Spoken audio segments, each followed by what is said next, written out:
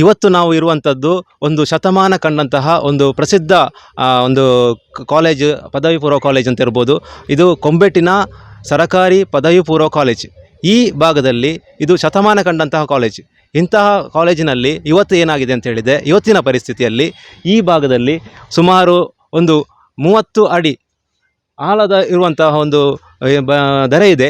ಈ ದರೆ ಒಂದು ಕುಸಿಯುವ ಸಂಭವದಲ್ಲಿದೆ. ಯಾಕೆಂತ ಹೇಳಿ ಇದು ವಿಚಾರ ಒಂದು ಗಂಭೀರವಾದದ್ದು. ಯಾಕೆಂತ ಹೇಳಿದರೆ ಈ ಭಾಗದಲ್ಲಿ ಸುಮಾರು 2,000ಕ್ಕೂ ಮಿಕ್ಕಿ ವಿದ್ಯಾರ್ಥಿಗಳು ಈ ಒಂದು ಕಾಲೇಜಿಗೆ ಬರ್ತಿದ್ದಾರೆ. ಅವರು ಇದೇ ದಾರಿಯಲ್ಲಿ ಮೇಲಿನ ಭಾಗದಲ್ಲಿ ಹೋಗಬೇಕಾಗ್ತದೆ ನಡ್ಕೊಂಡು. ಆ ಭಾಗದಲ್ಲಿ ಹೋಗ್ತಾ ಇರುವಾಗ ಈ ಬಾರೆ ಈಗಾಗಲೇ ವಾಳಿ ನಿಂತಿದೆ. ಅಂದರೆ ಇದು ಈಗ ಅವನು ಯಾವುದೇ ಸಂದರ್ಭದಲ್ಲಿ ಆದರೂ ಕೆಳಗೆ ಬೀಳುವಂಥ ಸ್ಥಿತಿಯಲ್ಲಿದೆ. ಇಂಥ ಬೀಳುವ ಸಂದರ್ಭದಲ್ಲಿ ಏನಾದರೂ ಆ ಮಕ್ಕಳಲ್ಲಿ ಅದೇ ದಾರಿಯಲ್ಲಿ ಹೋಗುವಾಗ ಅಪಾಯ ಸಂಭವಿಸುವ ಸಾಧ್ಯತೆಯೂ ಇದೆ. ನಮ್ಮ ಈ ಶಾಲೆಯ ಮಕ್ಕಳು ಅವರು ಇದೇ ಜಾಗದಲ್ಲಿ ಇದೇ ದಾರಿಯಲ್ಲಿ ಬರಬೇಕಾಗ್ತದೆ. ಬಂದ ಮೇಲೆ ಅವರು ಇದೇ ಒಂದು ಗೇಟಿನ ಮೂಲಕ ಅವರು ಒಳಗೆ ಹೋಗಬೇಕಾಗ್ತದೆ. ಆ ಒಳಗೆ ಹೋಗುವ ಪರಿಸ್ಥಿತಿಯಲ್ಲಿ ಈ ತಡೆಗೋಡೆ, ಈ ಕಾಂಪೌಂಡ್ ವಾಲ್ ಏನಿದೆ ಅದು ಈಗ ಸಂಪೂರ್ಣವಾಗಿ ವಾಳಿ ನಿಂತಿದೆ. ಅಂದರೆ ಯಾವುದೇ ಕ್ಷಣದಲ್ಲಿ ಅದು ಬೀಳ್ಬೋದು. ಇಂಥ ಸಂದರ್ಭದಲ್ಲಿ ಅಪಾಯವನ್ನು ಆಗುವ ಮುಂಚೆನೇ ಈ ಇಲಾಖೆ ಅಧಿಕಾರಿಗಳು ಇಲ್ಲದ್ರೆ ಯಾವುದೇ ಸಂಬಂಧಪಟ್ಟವರು ಇದಕ್ಕೆ ಒಂದು ಸೂಕ್ತ ಕ್ರಮ ಕೈಗೊಳ್ಳಬೇಕಾಗಿ ಒಂದು ಅವರ ಈ ಭಾಗದ ಎಲ್ಲರ ಅಂದರೆ ಕಾರ್ಯಾಧ್ಯಕ್ಷರಿದ್ದಾರೆ, ಅವರೆಲ್ಲ ಬೇಡಿಕೆಯಾಗಿದೆ. ಈ ಶಾಲೆಯಲ್ಲಿ ಈ ಒಂದು ಆವರಣ ಗೋಡೆ ಇದೆ. ಅದು ಮಾತ್ರ ಅಲ್ಲ, ಈ ಪರಿಸರಕ್ಕೆ ಸಂಬಂಧಪಟ್ಟು ಈ ಕಾಲೇಜಿಗೆ ತಾಲೂಕು ಕ್ರೀಡಾಂಗಣ ಇದೆ. ಈ ಕ್ರೀಡಾಂಗಣದಲ್ಲೂ ಅದು ಏನು ಆ ದರೆ ಇದೆ ಅದು ಸಂಪೂರ್ಣವಾಗಿ ಗೋಲಾಕಾರವಾಗಿ ಯಾವುದೇ ಕ್ಷಣದಲ್ಲಿ ಬೀಳುವಂತಹ ಪರಿಸ್ಥಿತಿಯಲ್ಲಿದೆ. ಅಂದರೆ ಇಲ್ಲೀಗ ಹಲವಾರು ಒಂದು ನೋಡಿ ಈಗಾಗಲೇ ಅಲ್ಲಿ ಕಾಣ್ತಾ ಇದೆ ದರೆ ಬಿದ್ದ ಕುಸಿತ ಅದು ಕಾಣ್ತಿದೆ. ಒಳಗೆ ಗೋಳೆಯಾಗಿದೆ. ಅದಲ್ಲದೆ ಮಕ್ಕಳು ವಿದ್ಯಾರ್ಥಿಗಳು ಅದರ ಮೇಲಿಂದಲೇ ಬರಬೇಕಾಗ್ತದೆ. ನಾವೀಗ ಇಲ್ಲಿಯ ತಾಲೂಕು ಕ್ರೀಡಾಂಗಣದ ಅಂದರೆ ಆ ಕಾಲೇಜಿನ ಪಕ್ಕದಲ್ಲೇ ಇರುವಂಥ ತಾಲೂಕು ಕ್ರೀಡಾಂಗಣದಲ್ಲಿ ನಾವಿದ್ದೇವೆ. ಆ ಕ್ರೀಡಾಂಗಣದ ಒಂದು ಭಾಗದಲ್ಲಿ ನೋಡಬೇಕಾದ್ರೆ ತುಂಬ ಆಳೆತ್ತರದ ಒಂದು ಭಾರೀ ಎತ್ತರದಲ್ಲಿ ದರೆ ಇದೆ. ಆ ದರೆ ಯಾವುದೇ ಸಂದರ್ಭದಲ್ಲಿ ಕುಸಿತದೆ. ಅಂದರೆ ಈ ಮಣ್ಣು ತುಂಬ ಸಡಿಲ ಇದೆ ಕಾಣ್ಬೋದು. ಅದೇ ರೀತಿಯ ನೋಡಿ ಎಷ್ಟು ಗೋಳಾಕಾರವಾಗಿ ಆ ಮಣ್ಣು ಕುಸಿತವಾಗಿದೆ.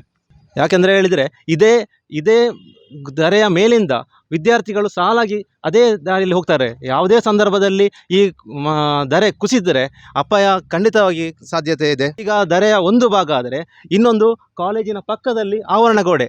ಅದೀಗ ನಾವು ಇನ್ನು ನೆಕ್ಸ್ಟ್ ಆ ಭಾಗಕ್ಕೆ ಹೋಗುವ, ಅಲ್ಲಿ ತೋರಿಸಿದ್ದೇವೆ.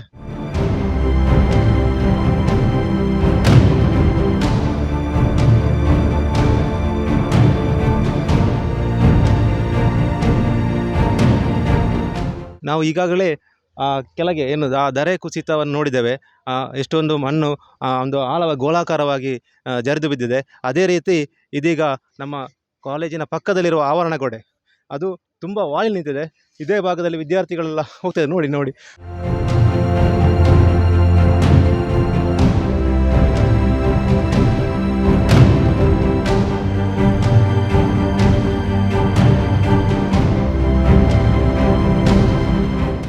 ನಾನೀಗ ಯಾವ ಪ್ಲೇಸಲ್ಲಿ ನಿಂತಿದ್ದಾನೋ ಇದೇ ಪ್ಲೇಸಲ್ಲಿ ಈಗ ವಿದ್ಯಾರ್ಥಿಗಳು ನೋಡಿ ಹೋಗ್ತಾಯಿದ್ರು. ಅದು ಯಾವುದೇ ಸಂದರ್ಭದಲ್ಲಿ ಅಪಾಯ ಇದೆ.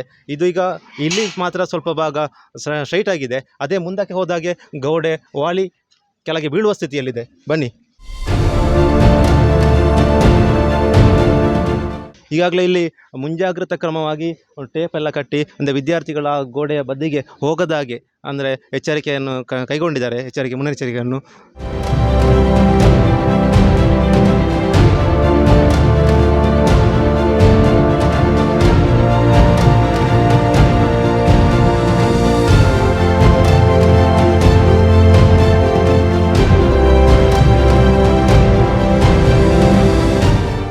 ಈ ಒಂದು ಆವರಣ ಗೋಡೆಗೆ ಸಂಬಂಧಪಟ್ಟು ಈಗ ಈ ಕಾಲೇಜಿನಿಂದ ಯಾವ ಎಲ್ಲ ಕ್ರಮವನ್ನು ಅಂದರೆ ಇಲಾಖೆಗಳಿಗೆ ಯಾವ ಎಲ್ಲ ರೀತಿಯಲ್ಲಿ ಮನವಿಯನ್ನು ಸಲ್ಲಿಸಿದ್ದಾರೆ ಅಂತ ಹೇಳಿ ಆ ಕಾಲೇಜಿನ ಪ್ರಿನ್ಸಿಪಾಲರ್ ಹತ್ರ ಮಾತಾಡುವ.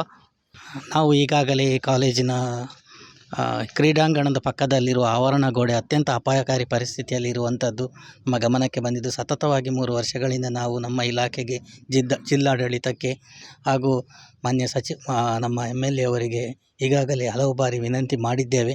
ಅವರು ಸಹ ಈ ನಿಟ್ಟಿನಲ್ಲಿ ಪ್ರಯತ್ನ ಮಾಡುವಂಥ ಭರವಸೆಯನ್ನು ನೀಡಿದ್ದಾರೆ. ಆದರೆ ಪ್ರಸ್ತುತ ವಿಪರೀತ ಮಳೆಯಿಂದಾಗಿ ಅತ್ಯಂತ ಅಪಾಯಕಾರಿಯಾಗಿ ತಡೆಗೋಡೆ ಪರಿಣಮಿಸಿದೆ.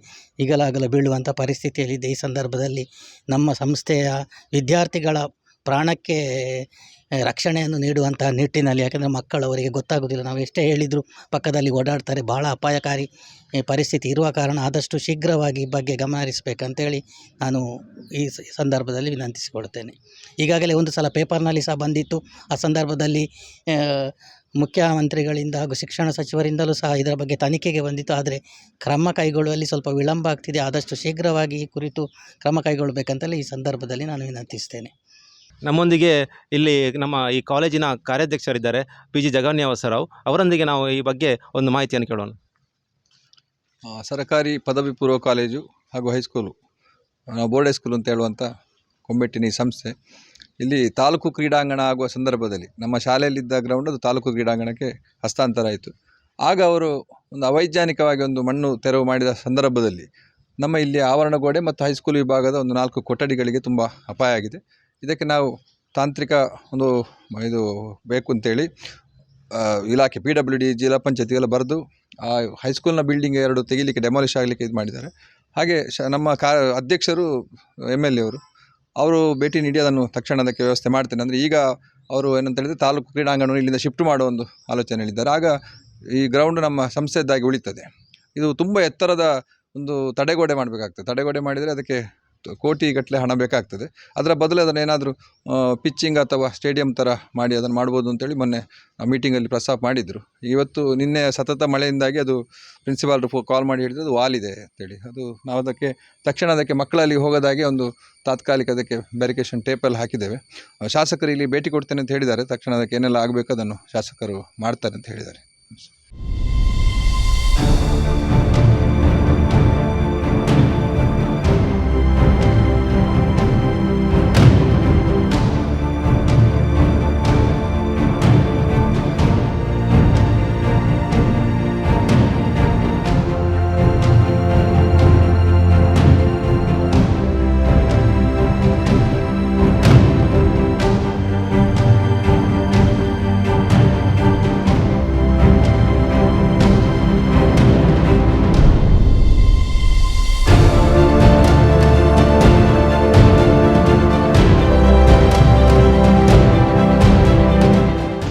ಈಗಾಗಲೇ ನಾವು ಕೊಂಬೆಟ್ಟು ಕಾಲೇಜಿನಲ್ಲಿರೋ ಒಂದು ಕ್ರೀಡಾಂಗಣ ಏನಿದೆ, ಆ ಕ್ರೀಡಾಂಗಣದ ಬಳಿ ಒಂದು ಧರೆ ಒಂದು ಗೋಳಾಕಾರವಾಗಿ ಒಳಗೆ ಮಣ್ಣು ಕುಸಿದು ಅಪಾಯದ ಸ್ಥಿತಿಯಲ್ಲಿದೆ. ಅದೇ ರೀತಿ ಮೇಲೆ ಬಂದಾಗ ಮತ್ತೊಂದು ಆವರಣ ಗೋಡೆ ವಾಲಿ ಆಗಲೋ ಬೀಳುವ ಸ್ಥಿತಿಯಲ್ಲಿದೆ.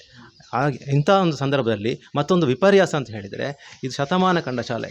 ನೋಡಿ, ಈ ಶತಮಾನ ಕಂಡ ಶಾಲೆ ಇದು 100 ವರ್ಷ 106 ವರ್ಷ ಅಂದರೆ ಆ ಬಿಲ್ಡಿಂಗ್ ಕಟ್ಟಡ ರಚನೆ ಎಲ್ಲ ಹೇಗಿದೆ ಅಂತ ಹೇಳಿದರೆ, ನಿಮ್ಮ ನೋಡುವ ಮಟ್ಟಲ್ಲಿ ಯಾವುದೇ ಕ್ಷಣದಲ್ಲಿ ಒಳ್ಳೆಯ ಸುಸಜ್ಜಿತವಾದ ಎಷ್ಟು ವರ್ಷವಾದರೂ ಏನೂ ಆಗದಂಥ ಸ್ಥಿತಿಯಲ್ಲಿ ಅಂದರೆ ಒಂದು ಸುಸಜ್ಜಿತ ಬಿಲ್ಡಿಂಗ್ ಈ ಭಾಗದಲ್ಲಿ ಕಾಣ್ತಾ ಇದ್ದೇವೆ.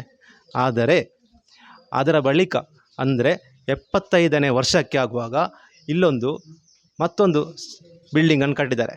ಈ ತರಗತಿ ಒಟ್ಟು ಅಂದರೆ 4 ಕೊಠಡಿಯುಳ್ಳ ಒಂದು ಬಿಲ್ಡಿಂಗನ್ನು ಕಟ್ಟಿದ್ದಾರೆ.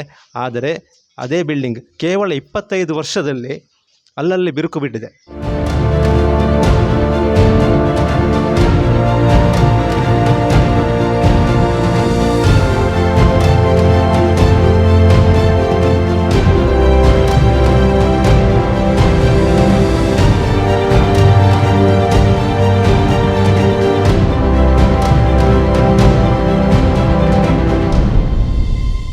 ಈ ಬಿರುಕು ಬಿಡಲಿಕ್ಕೆ ಮೂಲ ಕಾರಣ ಅಂದರೆ ಈಗಾಗಲೇ ನಾವು ನೋಡಿದ್ದೇವೆ, ಆರಂಭದಲ್ಲಿ ಒಂದು ನಮ್ಮ ಏನು ಆ ಗ್ರೌಂಡ್ ಇದೆ, ಆ ಗ್ರೌಂಡಿನ ಭಾಗದಲ್ಲಿ ಪಕ್ಕದಲ್ಲಿ ಧರೆ ಆಗಾಗ ಮಣ್ಣು ಕುಸಿತಾ ಇದೆ. ಅದರ ಪಕ್ಕದಲ್ಲೇ ಈ ಬಿಲ್ಡಿಂಗ್ ಇರುವ ಕಾರಣ ಇದೀಗ ಮತ್ತೆ ಈ ಬಿಲ್ಡಿಂಗ್ ಅಪಾಯ ಸ್ಥಿತಿಯಲ್ಲಿದೆ. ಅದಕ್ಕೆ ಈಗಾಗಲೇ ಇಲಾಖೆಯಿಂದ ಮುಂದಾಲೋಚನವಾಗಿ ಕ್ರಮವಾಗಿ ಈಗಾಗಲೇ ಇಲ್ಲಿಯ ತರಗತಿಯಲ್ಲಿ ವಿದ್ಯಾರ್ಥಿಗಳನ್ನು ಕೂಡಿಸದೆ ಬೇರೆ ತರಗತಿಯಲ್ಲಿ ಕೊಠಡಿ ಕೂಡಿಸಿದ್ದಾರೆ. ಅದೇ ರೀತಿ ಈ ಭಾಗದ ಇಲಾಖೆಯಿಂದಲೂ ಕೂಡ ಇದನ್ನು ಫುಲ್ಲು ಡೆಮೊಲಿಷ್ ಮಾಡಲಿಕ್ಕೆ ಆರ್ಡರ್ ಕೂಡ ಕೊಟ್ಟಿದ್ದಾರೆ ಅಂತೇಳಿ ಸಂಬಂಧಪಟ್ಟ ಮಾಹಿತಿ ದೊರಕಿದೆ. ಈ ಬಗ್ಗೆ ನಮ್ಮ ಈ ಹೈಸ್ಕೂಲ್ನ ಏನು ಪ್ರಾಂಶುಪಾಲರಿದ್ದಾರೆ ಅವರ ಹತ್ರ ನಾವು ಕೇಳೋಣ. ನಮ್ಮ ಈ ಸಿಲ್ವರ್ ಜಬಲಿಯಿಂದ ಕಟ್ಟದಾದಂಥ 4 ರೂಮ್ಗಳು ಅದು ಮಕ್ಕಳಿಗೆ ಅಪಾಯ ಸ್ಥಿತಿಯಲ್ಲಿ ಉಂಟಂತೇಳಿ ನಾವು ಇಲಾಖೆಗೆ ಮತ್ತು ತಂತ್ರಜ್ಞಾನ ಲೋಕೋಪಯೋಗಿ ಇಲಾಖೆಯವರಿಗೆ ಅರ್ಜಿ ಬರೆದಾಗ ಮಕ್ಕಳನ್ನ ಇಲ್ಲಿ ಕೂರಿಸೋದು ಅಪಾಯದಾಯಕ ಅಂತ ಕಟ್ಟಡಿಯನ್ನು ತೆರವು ಮಾಡಬೇಕಂತ ಈಗಾಗಲೇ ನಮಗೆ ಸೂಚನೆ ಬಂದಿದೆ. ಇಲಾಖೆಯಿಂದ ನಮಗೆ ಅನುಮತಿ ಸಿಕ್ಕಿದೆ. ಈಗಾಗಲೇ ಟೆಂಡರ್ ಕರೆದು ಅದನ್ನು ಡೆಮಾಲಿಷ್ ಮಾಡೋ ಕೆಲಸ ಮಾತ್ರ ಬಾಕಿ ಆಗಿದೆ. ಆ ರೂಮನ್ನು ಯಾವುದೇ ಕಾರಣಕ್ಕೂ ನಾವು ಅಲ್ಲಿ ಮಕ್ಕಳನ್ನ ಕೂರಿಸಿದಾಗಲಿ ಯಾವುದಕ್ಕೂ ಉಪಯೋಗಿಸ್ತಿಲ್ಲ. ಆದರೆ ಡೆಮಾಲಿಷ್ ಮಾಡೋ ಕೆಲಸ ಮಾತ್ರ ಬಾಕಿ ಆಗಿದೆ. ಆದರೆ ವಿಪರೀತ ಮಳೆ ಇದ್ದ ಕಾರಣ ಪಕ್ಕದಲ್ಲಿದ್ದಂಥ ನಮ್ಮ ಬಿಲ್ಡಿಂಗ್ನ ಪಕ್ಕದಲ್ಲಿದ್ದಂಥ ಕಾಂಪೌಂಡ್ ಸ್ವಲ್ಪ ವಾಲಿದೆ. ಆದರೆ ಬಿಲ್ಡಿಂಗ್ ಮೊದಲಿದ್ದ ಸ್ಥಿತಿಯಲ್ಲಿ ಉಂಟು. ಆದರೆ ಆದಷ್ಟು ಬೇಗ ಅದನ್ನು ನಾವು ತೆರವುಗೊಳಿಸುವಂಥ ಕೆಲಸ ಮಾಡಬೇಕಂತಿದ್ದೇವೆ. ಬಿರುಕು ಬಿಡಲಿಕ್ಕೆ ಕಾರಣ ಏನು ಸರ್? ಬಿರುಕು ಬಿಡಲಿಕ್ಕೆ ಈ ಬಿಲ್ಡಿಂಗ್ನ ಪಕ್ಕದಲ್ಲಿ ಒಂದು ಮರ ಇತ್ತಂತೆ. ಆ ಮರದ ಬೇರು ಹೋಗಿ ಆ ಬೇರಿನಲ್ಲಿಂದ ತೆಗೆಯುವಾಗ ಬಿರುಕು ಜಾಸ್ತಿ ಬಿಟ್ಟಿದೆ. ಮತ್ತು ಪಕ್ಕದಲ್ಲಿ ನಮ್ಮ ತಾಲೂಕು ಕ್ರೀಡಾಂಗಣ ಆಗುವಾಗ ಕೊಠಡಿಯ ಇದು ನಮ್ಮ ಬಿಲ್ಡಿಂಗಿನ ಪಕ್ಕ ತನಕ ಅಡಿ ಬರೆ ತೆಗೆದು ಬಂದ್ದಾರೆ. ಅದೊಂದು ಅವೈಜ್ಞಾನಿಕ ರೀತಿಯಲ್ಲಿ ಮಣ್ಣು ಆ ಕಡೆ ತೆರವುಗೊಳಿಸಿದ್ದರಿಂದ ಸ್ವಲ್ಪ ಆ ಕಡೆಗೆ ವಾಲಿದೆ. ನಮ್ಮ ಈ ಗ್ರೌಂಡ್ ಫ್ಲೋರ್ ಉಂಟು, ಆ ಗ್ರೌಂಡಿಗೆ ಸ್ವಲ್ಪ ಆ ಕಡೆಗೆ ಬಿರುಕು ಬಿದ್ದು ಸ್ವಲ್ಪ ಆ ಕಡೆಗೆ ಗ್ರೌಂಡ್ನ ಕಡೆಗೆ ಮಾಲಿದಂಥ ನನ್ನ ಒಂದು ಅನಿಸಿಕೆ.